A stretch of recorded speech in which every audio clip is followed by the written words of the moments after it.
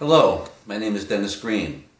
Today is the first in a series of little insights called Information Field, and we'd like to talk about abstract expressionism and partly their impact on society and individuals.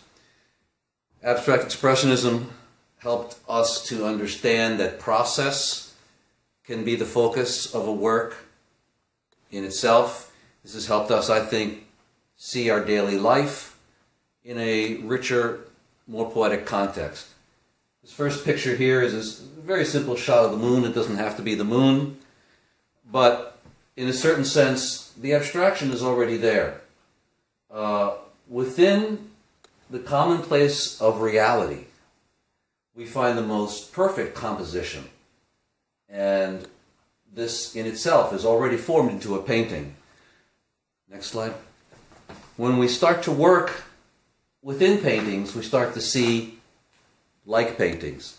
This is a perfect example of, in my mind, the first thing I saw was Mark Rothko. Series of rectangles, blue stripe, green stripe, gray stripe, yellow stripe, a white rectangle on a blue background. It could be even more simplified. White rectangle, blue on white, white on blue. All of these are already preformed elements of abstraction that go by us when we're only going from A to B and don't stop and smell the roses. Next slide. A picture like this, very vibrant, almost Kandinsky-like.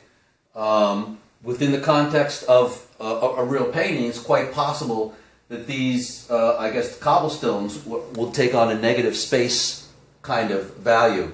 And all people had to do was, within the process of their walking, look down and see what is normally taken as just background to be the main focus. Next slide.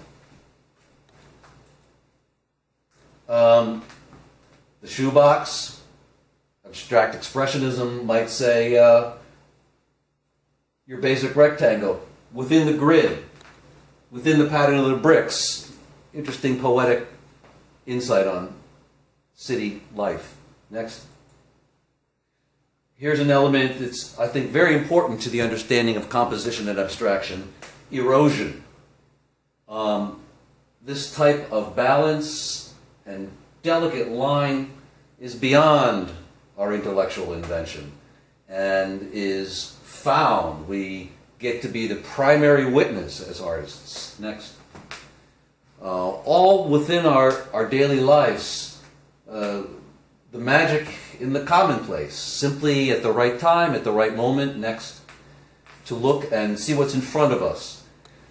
Here's an element where we have this blue, red, brick patterned wall, small, minuscule plant growing out of it. Perfect example of minimalism.